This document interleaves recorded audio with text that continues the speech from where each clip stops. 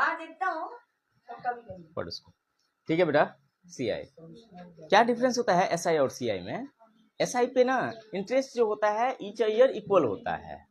जैसे अगर मान लीजिए कि अगर 100 रुपीज है और 10% ये अगर प्रिंसिपल है और 10% जो है वो रेट है पर एनम, ठीक है।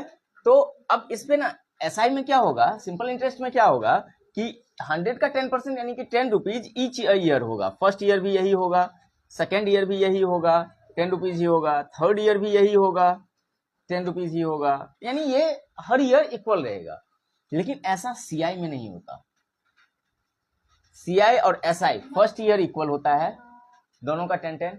अब सेकेंड ईयर क्या हो जाएगा, 110 के ऊपर सीआई पड़ेगा। इंटरेस्ट जो होगा 110 के ऊपर आएगा। तो कितना हो जाएगा बेटा 10, तो पहला 10 का अपना ईयर का, अब फिर उसके बाद प्लस कितना हो जाएगा 1 क्यों, क्योंकि इस 10 का भी 1%। ठीक है। थर्ड ईयर में क्या हो जाएगा बेटा 10 तो होगा ही, अब इस 10 पर का 1 होगा, सेकेंड ईयर के 10 का 1 होगा, उसके बाद इस 1 रुपीज का भी 10%, मतलब क्या हो जाएगा 0.1 हो जाएगा। अब देखिए 3 ईयर में इसका इंटरेस्ट कितना हो गया 30 रुपीज, 3 ईयर में इसका इंटरेस्ट कितना हो गया 31, 32, 33.01, 33.01। देख लिए सीआई और एसआई में डिफरेंस क्या होता है।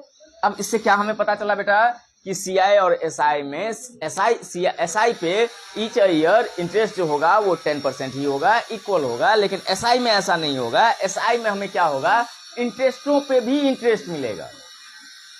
जैसे यहां हमारा 10 पे मिला 1 रुपीज, फिर अनदर 10 पे भी 1 रुपीज मिला, फिर एक नेक्स्ट 10 पे भी 1 रुपीज मिला। तो मतलब कहने का मतलब यह है कि जब इंटरेस्टों पे इंटरेस्ट मिलना शुरू हो जाता है तो उसे हम क्या कहते हैं, सीआई कंपाउंड इंटरेस्ट कहते हैं, या तो हिंदी में चक्रवृद्धि ब्याज।